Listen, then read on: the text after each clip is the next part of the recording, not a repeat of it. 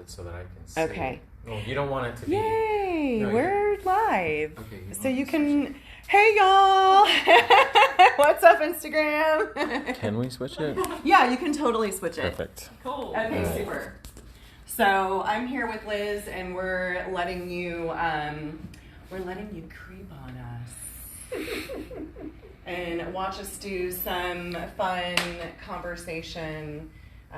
Of course, I'm Stacie Ysidro, and I'm an erotic blueprint coach and tantra practitioner here at St. Pete Retreats, and I am here with Liz.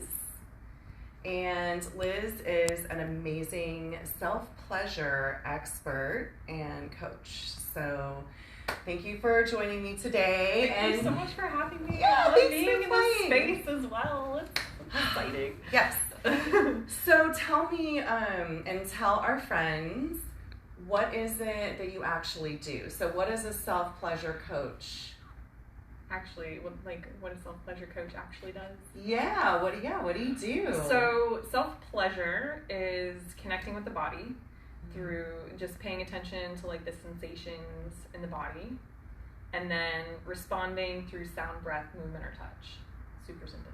That's like the explanation of self-pleasure. It's super simple.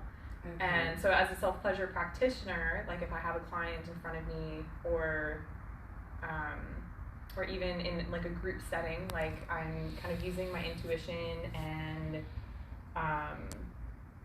paying attention to like everybody's nervous system, like through my own nervous system, and helping guide and facilitate, like, okay, maybe if we could get a little bit more sound, or maybe, you know, notice a place on your body where maybe you're feeling the most sensation, and I kind of like facilitate that to be able to get deeper and deeper into the practice and more connected with the body and to self. Awesome. So then what you do is you help people understand what self-pleasure is, and you help guide them through self-pleasure experiences. And how did you get into this? Why do you do what you do? How did we get here? It was a fluke, actually. It was a time where like my previous relationship, I realized I was not connected to my partner, and what made me not connected to my own partner in a sexual way is my own lack of connection with myself. Mm-hmm. So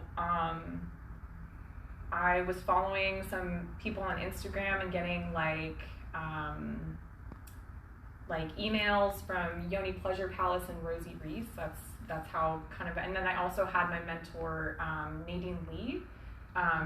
She didn't do self-pleasure, but she was in kind of the tantric field, and I've always kind of been interested in like tantric practices, whether it be sacred sexuality or just the principles of tantra. Mm-hmm. And like that curiosity kind of led me to like this email that I got where it's like, oh, this school is opening, you know, they're opening their books, Institute of New Paradigm Intimacy with Victoria Redbard, and the whole modality, at that time it was a 6-month course, was practicing and facilitating self-pleasure. And like I said, it kind of happened by accident, but like what I learned through that process, and what I think the reason why, what really brought me there is like my big vision is to like help others connect to themselves more, to be able to connect with other people in a more authentic, intimate way, and come to, I feel like it sounds so cheesy when I say it aloud, but it's like come back to this place of like unconditional love where like I can have one truth about myself and in certain beliefs, and have maybe a certain perspective, and you have a different one, and being able to